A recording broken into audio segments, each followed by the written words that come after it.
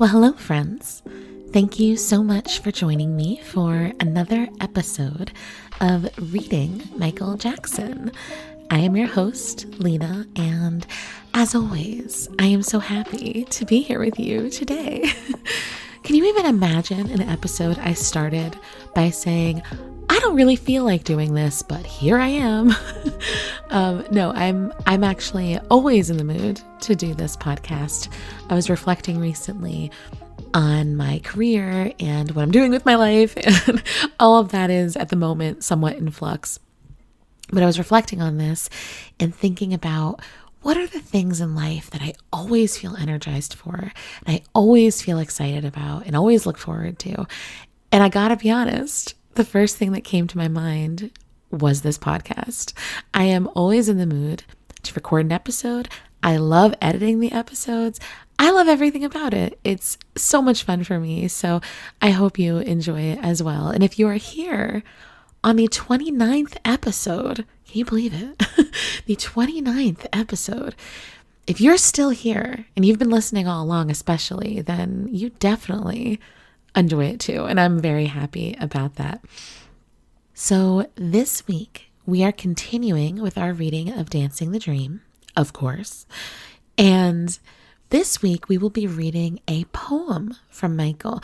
I feel like it's been a little bit since we've had a piece that was a specific genre. There's been a lot of little reflections and little mini paragraphs or little essays, but they've been kind of, I don't know, not necessarily grounded in a specific type of writing. But this looks to be a poem, but maybe something else. We'll see. But either way, we are going to be reading this 29th piece from Dancing the Dream. And of course, having a little discussion about it. So with that said, get comfortable, get cozy, and join me for this reading of Ecstasy.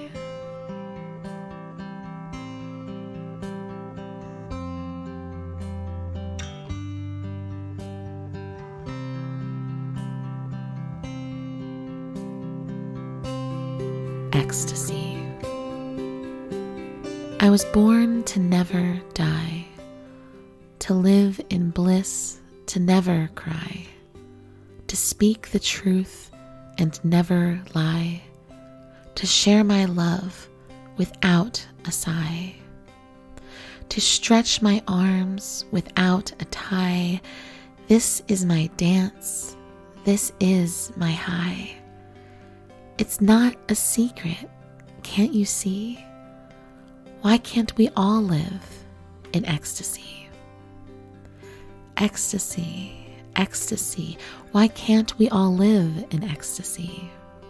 Without a guilt, without regret, I am here to forget tainted memories of imagined sin in every friend, kith and kin. We have come to celebrate here the getting rid of every fear, of every notion, every seed, of any separation, caste, or creed. This alienation, fragmentation, abomination of separation, exploitation, isolation, this cruelty, hysteria, absolute madness, this anger, anxiety, overflowing sadness, disrupted ecology, wanton destruction, diseased biology, nature's obstruction, endangered species, environmental pollution, holes in the ozone, defying solution, is not knowing the spark that lights my interior.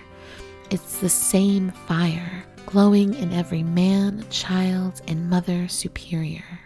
We have come to celebrate here the getting rid of every fear, of every notion, every seed, of any separation, caste, or creed.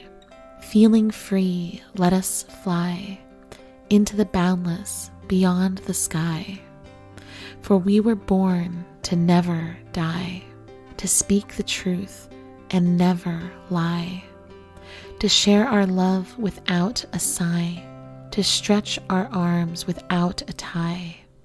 This is our dance. This is our high. It's not a secret, can't you see? Why can't we all live in ecstasy? Ecstasy, ecstasy. Why can't we all live in ecstasy?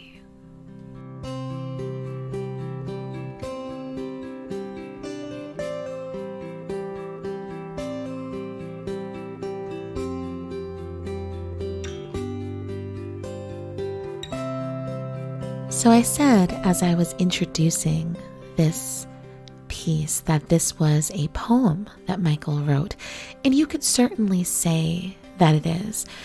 But I do wonder if these might be lyrics that Michael wrote. I say that specifically because of some of the structure of this piece. Of course, first we have the repetition of what could be a kind of chorus, the ecstasy, ecstasy, why can't we all live in ecstasy?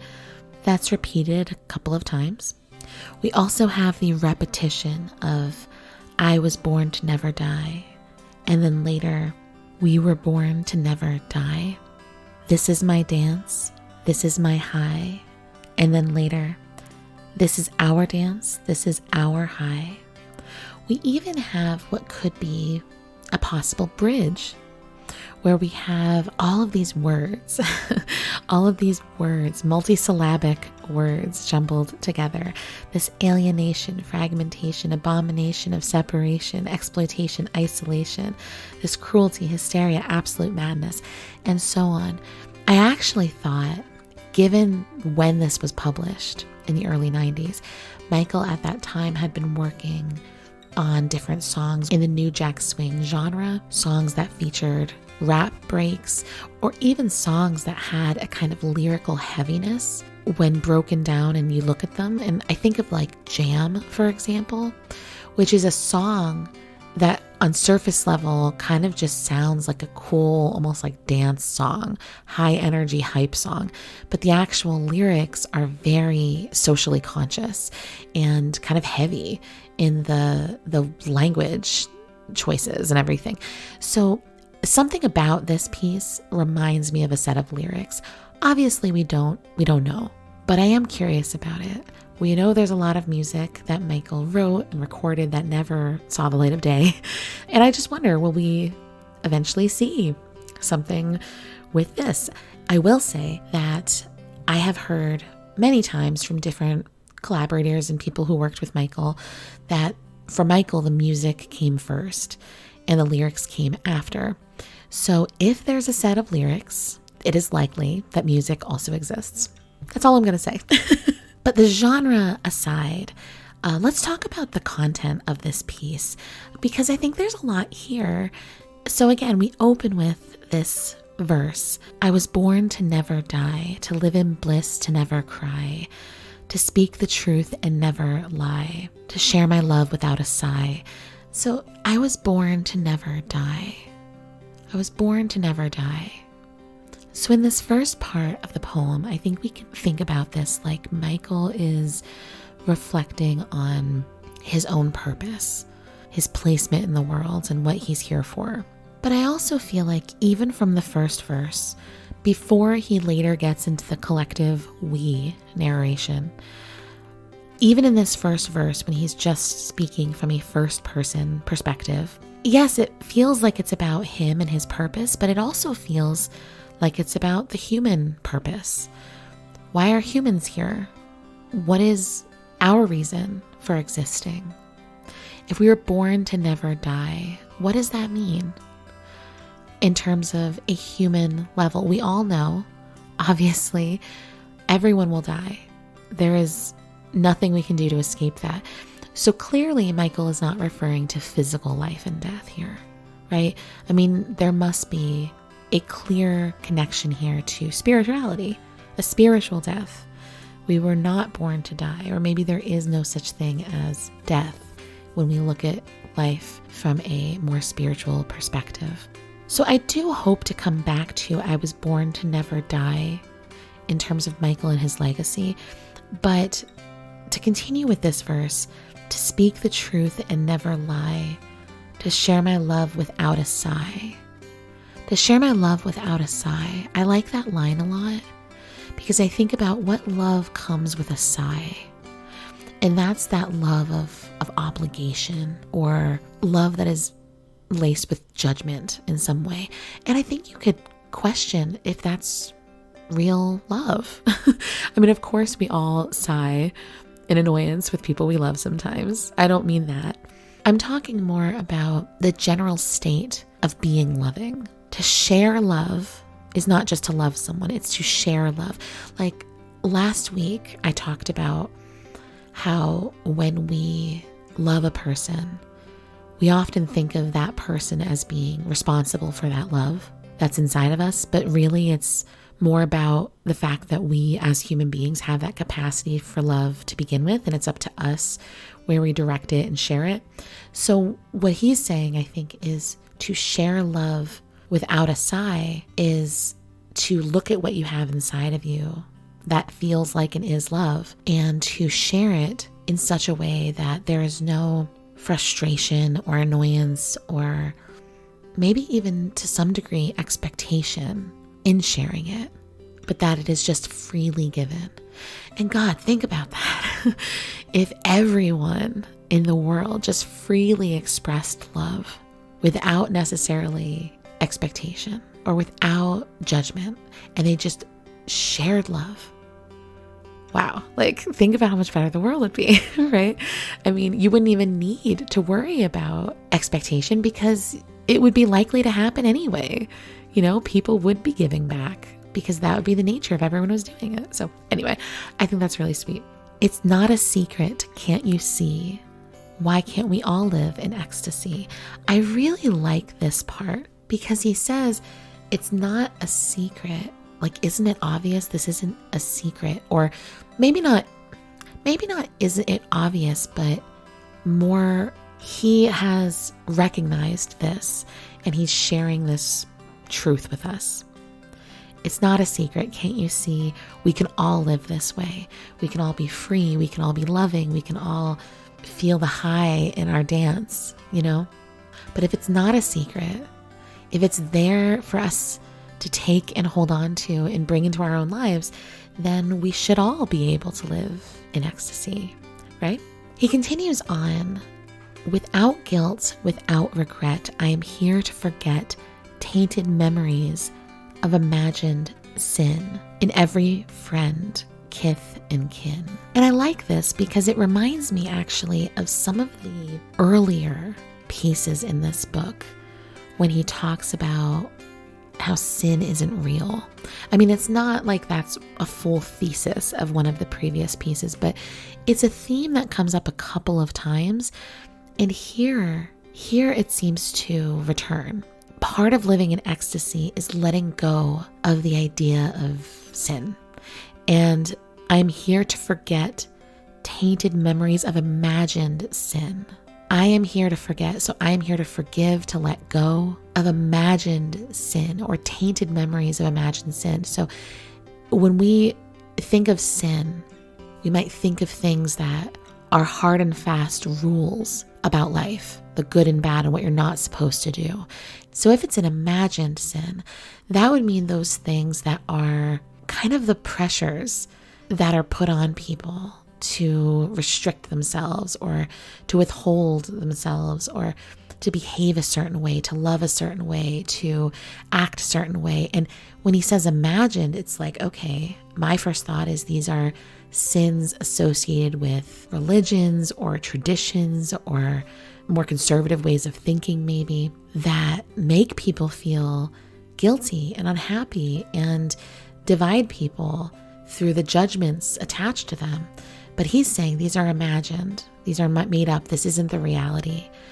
So if you could forget or forgive or let go of the ways in which your attachment to the idea of sin influenced the way you looked at your friends, your family, even yourself, that's part of how you get to this place of ecstasy where you can live without judgment, without looking down on anyone else or yourself, and you can be happy.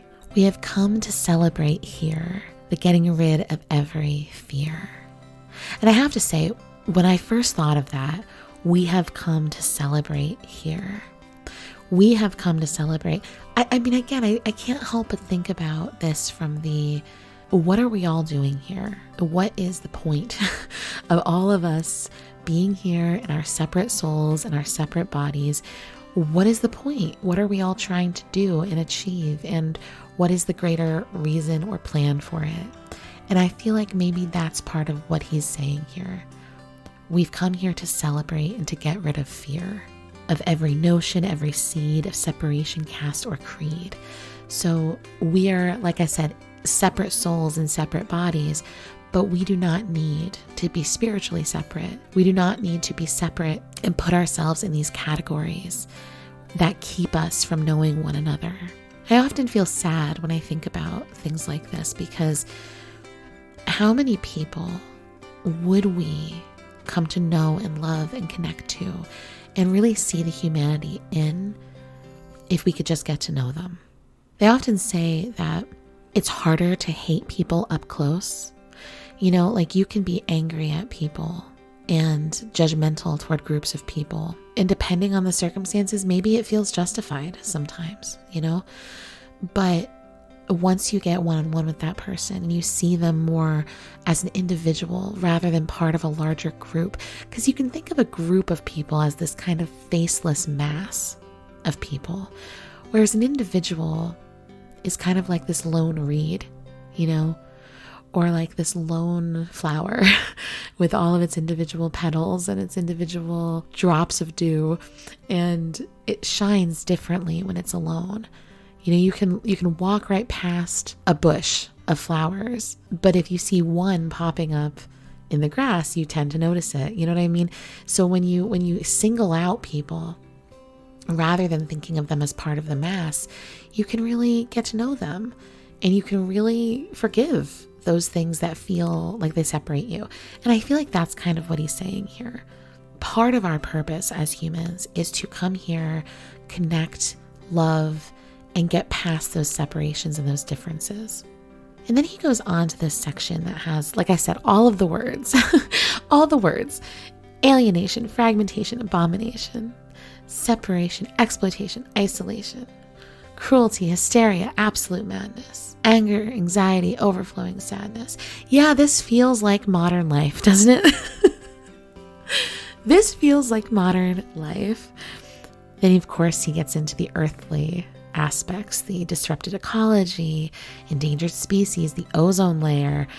Oh my God. But if you look past this list, which is very long, and it's technically, grammatically, I believe, one sentence. Now, granted, you don't really think about lines in a poem as a sentence, but stay with me. One sentence, or you might think of it as one thought. Let's break this down. He starts by saying this: alienation, fragmentation, abomination. Then he lists all these additional things.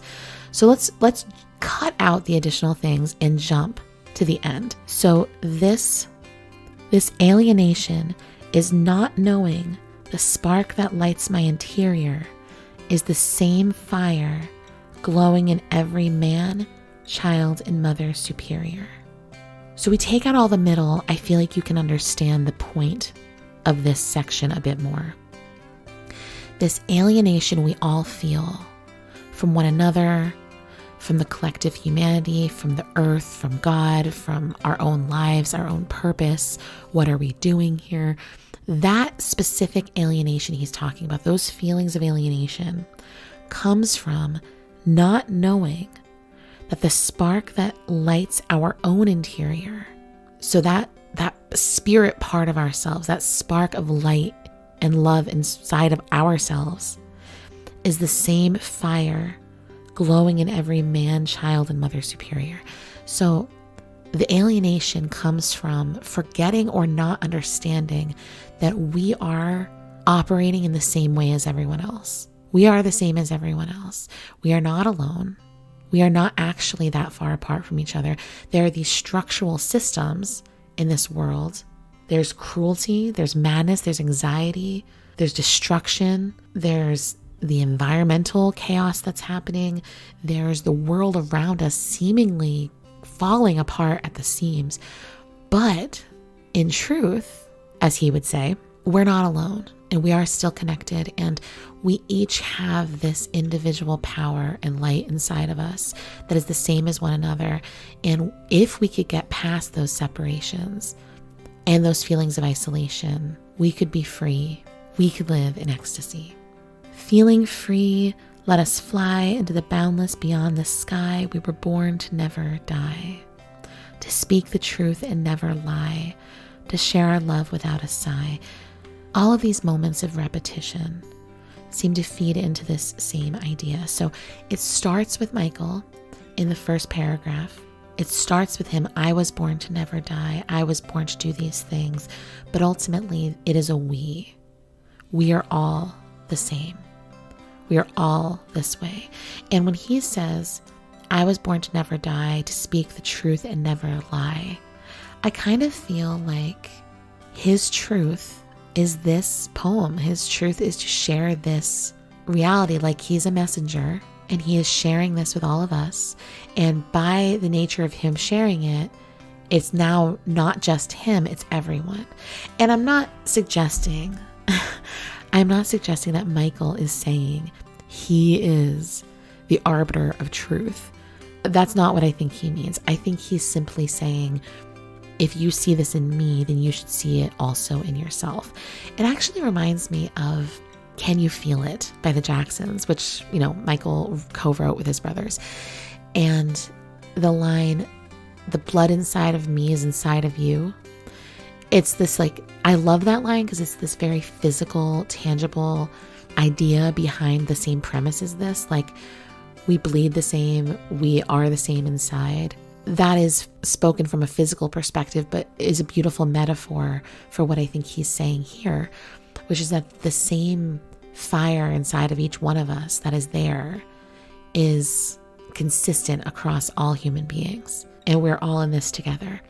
And noting this piece, on this page, the artwork shared, well, I wouldn't say it's artwork, but it is a still from the music video for Black or White. And the photo is of Michael standing at the very top of the Statue of Liberty. And he's standing right by the flame. And I think this piece, this photograph, was chosen to accompany this poem because in that scene of Black or White, it shows him at the top of the Statue of Liberty, and then it zooms away and it shows that the entire world is behind him. Every famous building you can think of to represent all the different parts of the globe and human civilization that is being touched.